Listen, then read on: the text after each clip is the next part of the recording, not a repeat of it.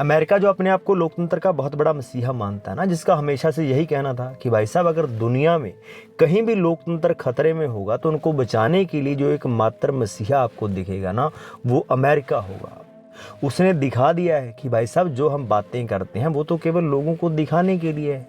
हमारा जो असल चेहरा है वो तो ये है जो हमने वेनेजुएला में दिखाया है। आपने देखा होगा कि पिछले कई महीनों से जो डोनाल्ड ट्रंप है वो लगातार यही ढिंढोरा पीट रहे थे कि भाई साहब जो नोबेल का शांति प्राइज़ है ना, वो हमें दिया जाए, क्योंकि पूरी दुनिया में हम एकमात्र ऐसे मसीहा हैं जो पूरी दुनिया में शांति बनाना चाहते हैं और लोकतंत्र को बचाना चाहते हैं।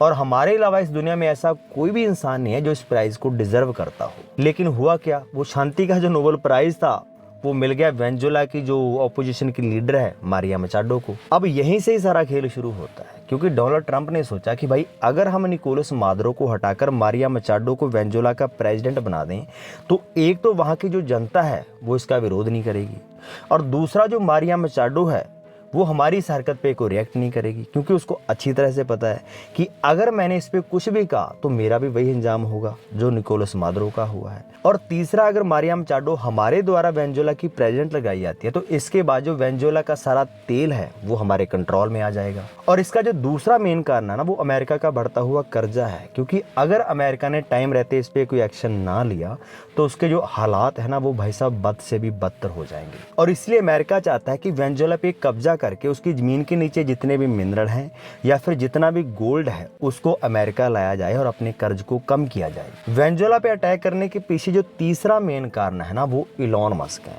क्योंकि इलॉन मस्क और डोनाल्ड ट्रंप की दोस्ती के बारे में तो पूरी दुनिया जानती है।